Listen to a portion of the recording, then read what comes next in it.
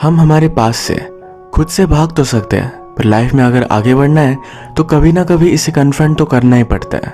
Hello friends, आज की हमारी मूवी नो ब्रीथिंग इसी थीम को एक्सप्लोर करती है। ये 2013 की स्पोर्ट्स/रोमांस ड्रामा है। इस मूवी का मेरा एक्सपीरियंस बहुत ही फनी और हार्ट वार्मिंग था। सो आई होप आपको भी ये वीडियो पसंद आए। वीडियो स्टार्ट करने से पहले मैं आप सबसे रिक्वेस्ट करना चाहता हूँ, अगर आपको वीडियो अच्छा लगता है तो प्लीज़ इस वीडियो को लाइक और कमेंट जरूर कर दीजिएगा। इससे चैनल को बहुत सपोर्ट मिलता है। ना hold on to your seats और इस सफ़र का मजा लीजिए। मूवी स्टार्ट होती है और हमारा मेन कैरेक्टर जिसका नाम है वॉन, इसे स्कूल में डांट पड़ रही है। ये बहुत ज़्यादा ड्रंक हो गया था। स्कूल को पता चला तो अब उसे वो एक्सपेल करने वाले हैं। वॉन कहता है कि मेरे फ्रेंड्स भी मेरे साथ थे, मैं सिर्फ उन्हें देख रहा था, मैंने खुद नहीं पी थी। उसके टीचर कहते हैं कि वर्ल्ड ही ऐसा है, तुम्हारे फ्रेंड्स बहुत ही इन्फ्लुएंशियल और पावरफुल हैं, शायद सिर्फ तुम देख रहे थे पर फिर भी ब्लेम तुम पर ही आएगा। ये जब सब हुआ तो जिस फ्रेंड के साथ वो था उस पर बहुत ज्यादा गुस्सा है। उसे मारने के अलावा उसे वो हैंडशेक लेता है, कहता है इस तरीके से हमेशा तुम्हें बुरा लगता रहेगा। इसके बाद हमारे और एक मेन कैरेक्टर इंट्रोड्यूस होते हैं। इनका नाम है जेसुक। जेसुक अब टैक्सी चलाते हैं, पर वो स्विमिंग कोच हुआ करते थे। ये वॉन के फादर की कोच थे। जब उन्हें पता चला कि वॉन को स्कूल से निकाल दिया गया है तो बहुत ही गुस्सा थे। वॉन की मदर और फादर दोनों की डेथ हो चुकी है, तो वही उसका ख्याल रखते हैं। उसे नॉनवेज बहुत ही पसंद है, तो एक जगह पर उसे वो लेकर आए थे। उसे वो समझाते हैं कि तुम्हें डिग्री तो लेनी चाहिए। वॉन जब छोटा था तो बहुत अच्छे से स्विमिंग करता था। जेसुक अब उसे स्पोर्ट्स स्कूल में डालने वाले हैं, जहाँ से वो डिग्री कर पाएगा। वॉन को इसमें इंटरेस्ट नहीं था, पर जेसुक उसे समझाते हैं तुम अपनी मदर और फादर के बारे में सोचो, अगर वो जिंदा होते हैं तो यही चीज चाहते हैं। इसके बाद हमारा और एक हैंडसम कैरेक्टर इंट्रोड्यूस होता है, जिसका नाम है सांग। सांग एक टॉप स्विमिंग प्लेयर है। लास्ट कंपटीशन में एक ऑस्ट्रेलियन प्लेयर के साथ उसका झगड़ा हो गया था, उसने उसे मारा, तो इस वजह से अब उस पर एक्शन ली जा रही है। कमेटी बिठाई गई थी जिसमें अब इस सिचुएशन का क्या किया जाए इस पर डिस्कशन चल रहा था। वो डिस्कस करते हैं सांग को अब सब लोग हेट कर रहे हैं, पब्लिक की सेंटिमेंट फिर से सांग को एक्वायर करनी पड़ेगी।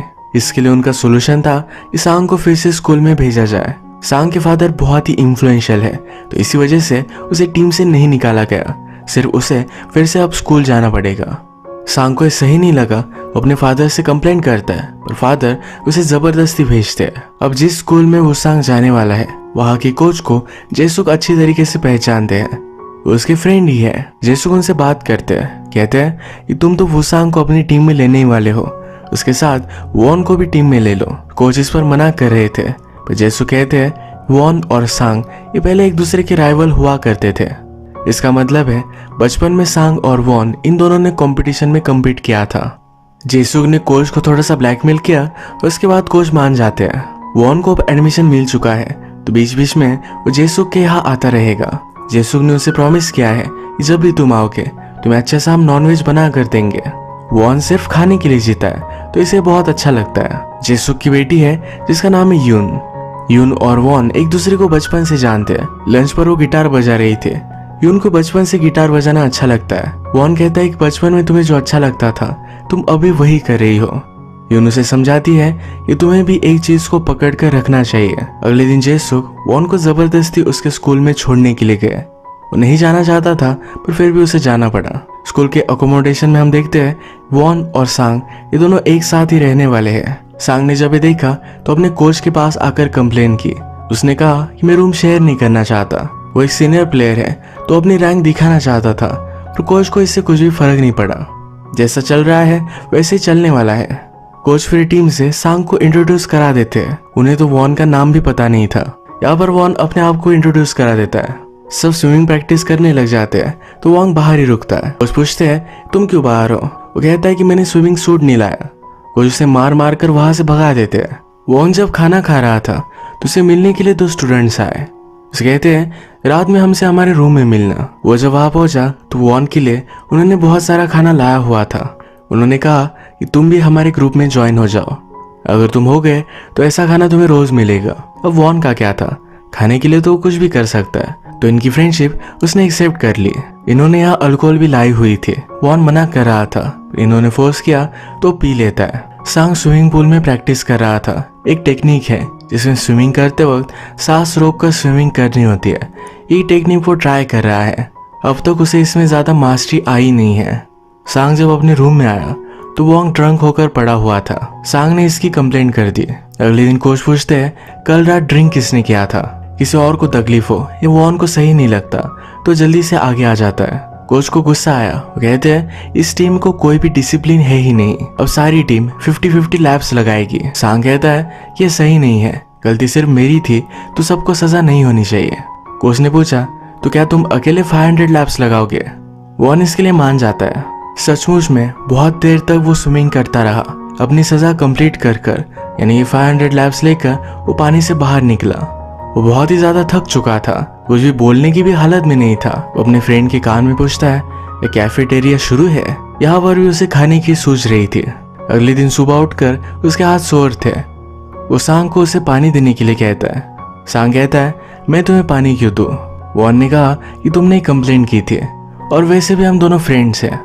सांग सरप्राइज था, पूछता है हम दोनों कैसे फ्रेंड हो गए? वॉन उसे बचपन का एक किस्सा याद दिलाता है।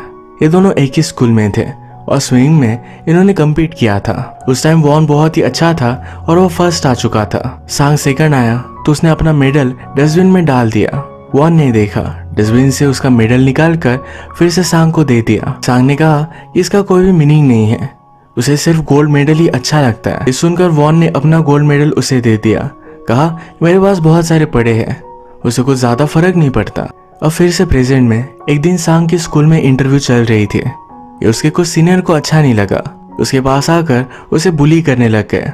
ये सीनियर कहते हैं अगर तुम इतने इन्फ्लुएंशियल हो तो पूल का पानी चेंज क्यों नहीं करा देते? वो बहुत ही घटिया है। सांग कहता है अगर तुम्हें कोई प्रॉब्लम है तो स्विमिंग छोड़ दो। ये सब मिलकर उसे मारने वाले थे, तभी कोच का आवाज आ गया। एक्चुअल में कोच का आवाज ये वॉन ने निकाला था। संडे पर यून वॉन को जल्दी उठा देती है। उसका एक जगह पर कंसर्ट था तो वॉन को सब सामान लेकर जाना पड़ता है। एक हिल पर वॉन सबको सामान ओढ़ रहा था और इसी सामान में यून भी बैठ जाते थे। उसने उसे थोड़ी भी हेल्प नहीं की। इसी फनी सीन के बाद ये दोनों एक अमेंडेंट स्विमिंग पूल के यहाँ पहुंचते हैं। वॉन को याद आया कि उसके फादर यही प्रैक्टिस किया करते थे। यून ने वॉन से पूछा क्या तुम्हें स्विमिंग पूल याद है? वॉन कहता है कि अब मुझे याद नहीं। ये दोनों यही पर बातें करते हैं। वॉन अपनी ट्रेनिंग को लेकर थोड़ा भी सीरियस नहीं था।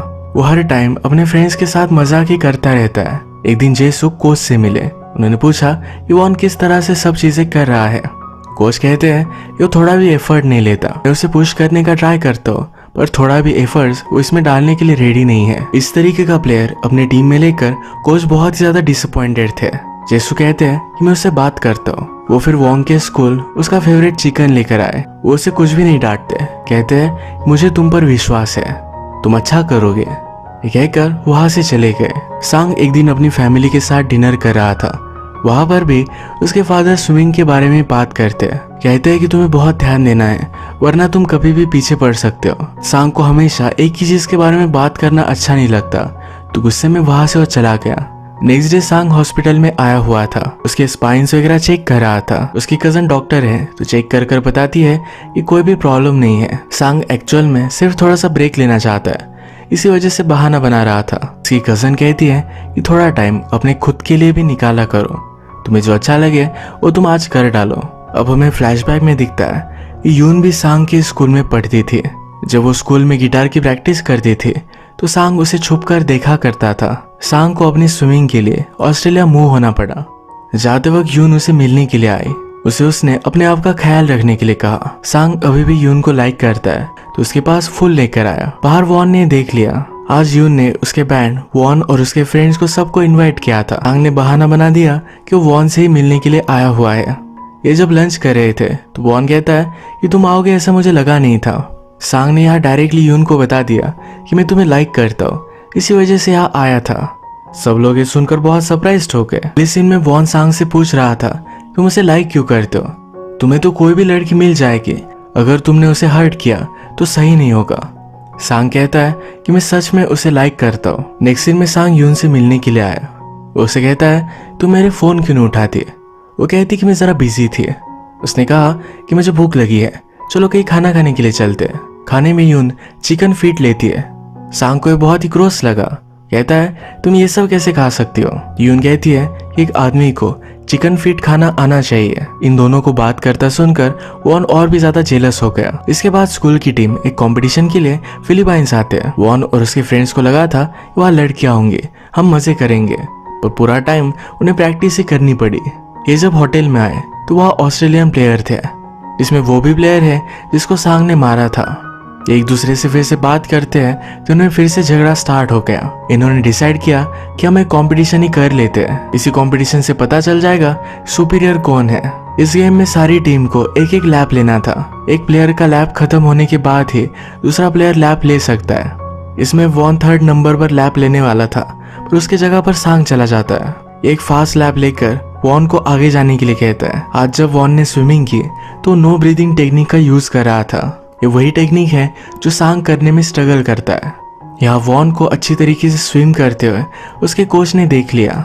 सांग रियलाइज करता है कि उसे जल्द से जल्द इस टेक्निक में माहिर होना पड़ेगा और रात में भी यही प्रैक्टिस कर रहा था।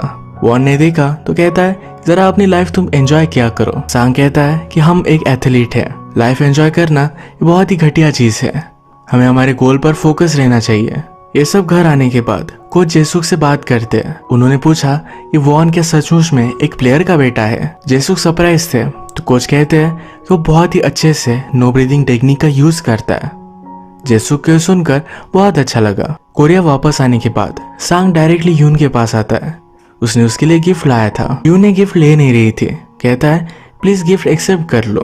वो पूछती है क्या तुम सचमुच में मुझे लाइक करते हो। सांग कहता है कि मैं नेशनल टीम में सिलेक्ट होने वाला हूँ, इसके लिए मुझे बहुत सारी मेहनत लेनी पड़ेगी। इस इम्पोर्टेंट टाइम पर मैं तुमसे मिलने के लिए आया, इसका मतलब है तुम मुझे बहुत पसंद हो। यून ने कहा मैं तुम्हें लाइक नहीं करती। सांग कहता है तुम करने लगोगे। इसके बाद सांग उसके पास आकर उसके हेयर्स को स्मेल करता है।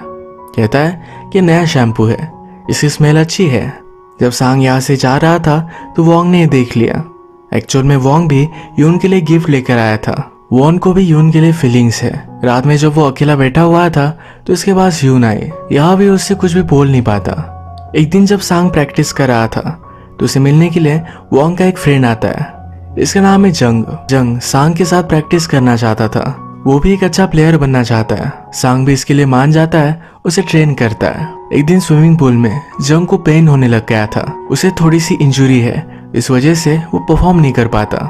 रात में हम जंग को उसकी मदर के साथ बात करता हुआ देख सकते हैं। उसकी मदर बीमार रहती है, उन्हें सही से मेडिसिन लेने के लिए कहता है। वो बहुत ही होपफुल था, उसे लग रहा था कि शायद वो भी नेशनल टीम में अब सिलेक्ट हो जाएगा। उसकी मदर उसके लिए बहुत खुश थे। अगले कुछ सीन्स में सांग और यून एक साथ हैंग आउट करता हुआ हम देख सकते हैं। ये सब वॉन देखता है तो बहुत जेलस होता रहता है। यून भी एक अच्छी सिंगर बनना चाहती थी तो अलग अलग ऑडिशन देती रहती है। इसके बाद हम देखते हैं नेशनल टीम सिलेक्ट हो चुकी है।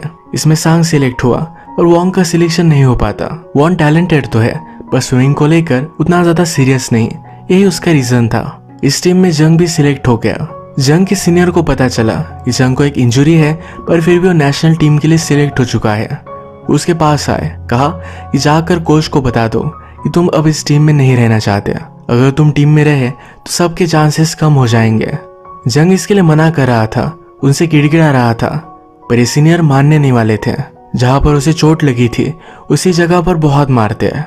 जंग फिर टीम से निकल जाता है। जब वो यहाँ से जाने वाला था तो वॉन्ग को पता चला। उसे समझाता है कि तुम जरा रेस्ट लो और फिर से स्विमिंग के लिए वापस आना। जंग कहता है मैंने बहुत ट्राई किया पर मेरे लिए स्विमिंग में कोई भी होप नहीं है। उसने वॉन्ग को समझाया तुम एक अच्छे प्लेयर हो, तुम्हें स्विमिंग को सीरियसली लेना चाहिए। जंग का ये गेम छोड़ना उसके लिए बहुत ही हार्ड था, बहुत रोता है। वॉन जब कैफेटेरिया में था तो वहाँ सीनियर्स आए, वॉन को चिढ़ा रहे थे। तभी यहाँ वॉन को पता चला सीनियर्स की वजह से ही जंग को स्विमिंग छोड़नी पड़ी।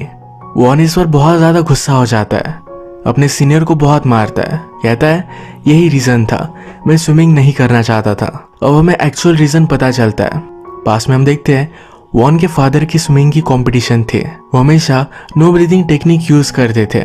इस कंपटीशन में भी वो यही कर रहे थे। पानी में ही उन्हें हार्ट अटैक आ गया। वॉन के सामने उनकी डेथ हो गई। इस बचपन का ड्रामा उसे आज भी है, तो इसी वजह से वो स्विमिंग नहीं करता। प्रेजेंट में हम देखते हैं वॉन ने अभी अभी सीनियर को मारा तो उसे टीम से निकाल दिया जाता है। संग वॉन के फादर के स्विमिंग का बहुत बड़ा फैन था। उनकी टेक्निक का वो यूज करना चाहता है पर सही से कर नहीं पाता। वॉन ने अब स्विमिंग छोड़ दी है तो उसे बहुत बुरा लगता है। सांग ने वॉन के फादर की एक इंटरव्यू मंगवाई। वॉन अपने घर पर बहुत ही सैड था। 1-2 दिनों से उसने कोई भी खाना भी नहीं खाया। संग उसके पास आकर एक टैबलेट छोड़कर जाता है। रात में वॉन्ग ने उसे देखा तो इसमें उसके फादर की इंटरव्यू है। इंटरव्यू में पूछा जाता है कि आपकी तो इस गेम से रिटायरमेंट की एज हो चुकी है, अब इस गेम को गिव अप क्यों नहीं करते। वॉन के फादर कहते हैं कि मैं हमेशा इस गेम में सेकंड या थर्ड ही आता रहा हूँ। मेरा बेटा हमेशा मेरी स्विमिंग देखने के लिए आता रहता है। मैं चाहता हूँ वो मुझे एक रोल मॉडल की तरह देखे, इसीलिए मैं अभी भी स्विमिंग करता हूँ। जब तक मैं फर्स्ट नहीं आ जाता तब तक मैं स्विमिंग करता रहूंगा। इस इंटरव्यू में वॉन के फादर ने यह भी कहा कि वो बहुत ही सॉरी है कि अपनी वाइफ और बेटे को वक्त नहीं दे पाते। वॉन ने देखकर बहुत रोता है। कहता है मैं सिर्फ आपके साथ टाइम स्पेंड करना चाहता था, बाकी ये चीजें कुछ भी मायने नहीं रखती है। आदमी को अपने गोल चेस करने चाहिए तो उसके साथ भी अपनी फैमिली को भी टाइम देते रहना चाहिए। क्या पता कि शायद आपको मोमेंट्स फिर से ना मिले। वॉन अपने फादर की सब चीजें देख रहा था। इसमें एक चीज पर लिखा हुआ है कि ब्रीदिंग स्टॉप कर दो और बहुत अच्छे से स्विम करो। ये मैसेज वॉन के लिए था। अगले दिन संग फिर से वॉन्ग से मिलने के लिए आया। उसने वॉन को एक एप्लीकेशन दिया, इसे वॉन्ग नेशनल में खेल सकता है, उसे सिर्फ मेहनत करनी पड़ेगी। वॉन ने डिसाइड कर लिया कि वो भी अब फिर से फाइट करेगा। जेसुक को वॉन के लिए बुरा लग रहा था, पर जब उन्हें पता चला कि वॉन फिर से स्विमिंग करेगा तो उन्हें बहुत अच्छा लगा। नए सीन में सांग और यून बात कर रहे थे। यून कहती है तुम एक बहुत अच्छे लड़के हो। सांग कहता है कि मुझे पता था कि तुम भी मेरे पैर में पड़ जाओगे। वॉन को ट्रेनिंग देने का काम ये जेसुक ही कर रहे हैं। वो बहुत मेहनत लेता है। एक दिन जब वो यून के साथ था तो कहती है तुमने मेरे लिए गिफ्ट लाया था तो दिया क्यों नहीं। वॉन सरप्राइज्ड हो गया, पूछता है क्या तुमने मेरा रूम चेक किया। यून कहती कि हाँ। क्या तुम्हें वहाँ लेटर भी मिला था। यून कहती कि हाँ। इससे वो बहुत ही एम्बैरेस्ड हो जाता है, वहां से भाग जाता है। इस लेटर में वॉन ने अपनी फीलिंग्स बताई थी पर कभी भी उसने ये लेटर यून को दिया ही नहीं। इसमें लिखा था कि हम दोनों एक दूसरे को बचपन से जानते हैं, हमारी बहुत सारी ब्यूटीफुल मेमोरीज है, मुझे लगता है कि मैं तुम्हें लाइक करता हूँ। इसके बाद नेक्स्ट सीन में सांग, उसके फादर और स्विमिंग एसोसिएशन के हेड ये सब डिनर कर रहे थे। सांग के फादर हेड से कहते हैं कि सांग एक नेशनल प्लेयर है, क्यों ना हम उसे डायरेक्टली ओलंपिक्स में भेज दें। इस तरीके से कंपटीशन में चीट करना ये सांग को अच्छा नहीं लगता। इसके लिए मना कर यहाँ से चला जाता है। सांग ने अभी अभी जो किया, इस बात को लेकर सांग और उसके फादर में झगड़ा हो जाता है। सांग ने जब फिर से मेडिकल चेकअप करवाया तो उसे डायग्नोस हुआ कि उसके स्पाइन में कुछ प्रॉब्लम है। इसे ठीक करने के लिए उसे ऑपरेशन करना पड़ेगा। ये ऑपरेशन तो सिंपल है पर रिकवरी में जरा टाइम लगने वाला है। ये बात उसने अपने फादर को नहीं बताई, फिर भी वो कम्पीट करने वाला था। एक दिन संग के फादर को संग की कजन बुला लेती है, जो भी सच सच है ये सब कुछ बता देती है। वो कहती है कि वो आपको डिसअपॉइंट नहीं करना चाहता था, इसलिए ये बात उसने छुपा कर रखी। फादर को बहुत बुरा लगा। वो संग से मिलने के लिए आए। वो कहते हैं तुम अगर कम्पीट करने ही वाले हो तो सबको दिखा दो कि तुम हो क्या। उसे पूरी तरीके से सपोर्ट कर रहे हैं। सांग और वॉन ये दोनों फिर जमकर मेहनत करते हैं। वॉन को नो ब्रीदिंग टेक्निक करने में थोड़ा सा ट्रबल आ रहा था। वो इस बारे में जेसुक से बात करता है। जेसुक कहते हैं कि ब्रीदिंग करना एक इंस्टिंक्ट होती है, जब तुम्हें लगे कि सांस लेनी चाहिए तब तुम ले लेना, ज्यादा इसके बारे में वरी मत करो। वॉन अब यून को लेकर उसके फीलिंग्स के बारे में श्योर है। वो एक दिन सांग से बात करता है, कहता है मैं भी यून को लाइक करता हूँ, क्यों ना हम एक बेट लगाए। नेशनल कंपटीशन में जो भी हार जाता है वो यून को जाने देगा। सांग भी इसके लिए मान गया। जैसे कि हमें पता है यून को सिंगर बनना था तो अलग अलग ऑडिशंस वो दे रही थी। उसे फाइनली अपने खुद के एल्बम के लिए डील मिल गई। कंपटीशन स्टार्ट हुए। वॉन और सांग एक दूसरे को कड़ी टक्कर दे रहे थे। सांग थोड़ा सा आगे था पर वॉन्ग ने अपना गेम चेंज कर दिया। वो मिड गेम में नो ब्रीदिंग करना स्टार्ट कर देता है। इस वजह से उसका स्पीड बढ़ गया। वो सांग के आगे चला गया था। सांग ये देखता है और थोड़ी देर में उसने भी नो ब्रीदिंग करना स्टार्ट कर दिया। उसने फाइनली इसको मास्टर कर ही लिया है। दोनों एक ही स्पीड से एक साथ ही आगे बढ़ रहे थे, कोई भी आगे या पीछे नहीं था। इस कड़ी फाइट के बाद ये कंपटीशन खत्म हुई। जब रिजल्ट आया तो वॉन 0.6 सेकंड से जीत गया था। इन दोनों में इतनी कड़ी फाइट हुई तो हार या जीत इससे कोई भी फर्क नहीं पड़ता। इस कंपटीशन से सांग और वॉन ये दोनों खुश थे। सब इनके लिए बहुत चीयर करते। कंपटीशन के बाद सांग हंसकर ही बाहर आया। फादर कहते हैं कि जब भी तुम फर्स्ट आते थे तभी तुम्हारे चेहरे पर कभी भी स्माइल नहीं थी। आज सेकंड आए हो पर फिर भी तुम सेटिस्फाइड हो। फादर को ये अच्छा लगा और वो उसे फैमिली डिनर के लिए लेकर जाते। संग इमोशनल हो गया और अपने फादर को गले लगा लिया। इसके बाद सांग और वॉन एक दूसरे के बहुत अच्छे फ्रेंड्स बन गए। वॉन कहता है हमारी बेट लगी थी, तुम हार चुके हो, तुम्हें यून को जाने देना पड़ेगा। यून सुन रही थी, कहती है तुम दोनों बहुत पागल हो, वो इन दोनों में से किसी से भी प्यार नहीं करती है, उसका कोई और ही बॉयफ्रेंड है। उसने फिर इन दोनों को फ्रेंड जोन कर दिया। इसके बाद मूवी के लास्ट में वॉन और सांग ये दोनों ओलंपिक्स में आए हुए हम देख सकते हैं। ये कम्पीट करने के लिए भागते हैं और ये मूवी यही एंड हो जाती है। ये मूवी बताती है कि हार या जीत ये कोई भी मायने नहीं रखती है, हमें सिर्फ आगे बढ़ते रहना है। वॉन के फादर की स्विमिंग पूल में डेथ हुई थी। वो खुद एक अच्छा स्विमर था और उस इंसिडेंट की वजह से उसने स्विमिंग छोड़ दी थी। फाइनली उसे अपने सब इमोशन को कन्फ्रंट करना पड़ा और उसने अपनी लाइफ के साथ मूव ऑन किया। इसी के साथ आज की हम वीडियो खत्म करते हैं। अगर आपको वीडियो अच्छा लगा तो प्लीज़ इस वीडियो को लाइक कर दीजिएगा। बहुत सारी मूवीज़ लेकर आता रहता हो तो प्लीज़ चैनल को सब्सक्राइब कर दीजिए। बेल नोटिफिकेशन आइकन दबाना मत भूलिएगा। हम फिर से मिलेंगे और एक नई मूवी के साथ। तब तक के लिए थैंक यू और आप अपने आप का ख्याल रखिए।